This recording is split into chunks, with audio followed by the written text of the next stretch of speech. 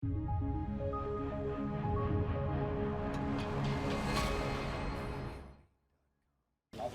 impressions sont d'abord des impressions de gratitude, gratitude envers Dieu le Tout-Puissant qui a rendu possible ce jour pour que les votes se tiennent dans l'ensemble du pays, dans la paix. La Bible nous enseigne que si l'Éternel ne bâtit pas la maison, les bâtisseurs travailleraient en vain. Nous allons ensuite exprimer notre gratitude envers le bâtisseur du Bénin, le président Patrice Talon. Le président Patrice Talon qui, depuis 2016, quand il est venu au pouvoir, a commencé à bâtir le Bénin avec un grand symbole,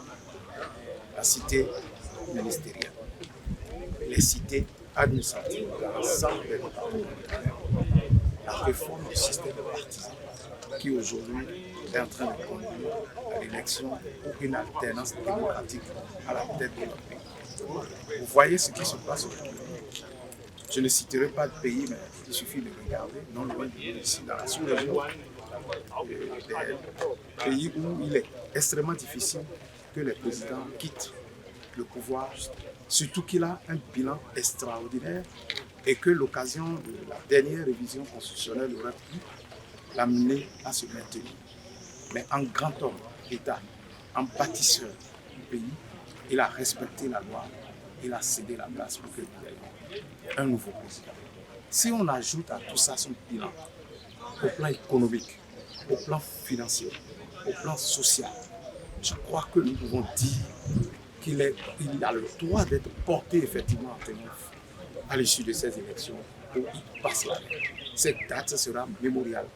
dans l'histoire du Bénin. Nous allons souhaiter bienvenue au président qui sera élu, que le meilleur président qui fera le bonheur des Béninoises et des Béninois soit élu à l'issue de ces élections et que son règne lui soit bon sous le signe de la continuité de l'action gouvernementale que nous tous nous avons saluée et que le peuple béninois en sort gagnant, que l'amélioration des conditions de vie de nos populations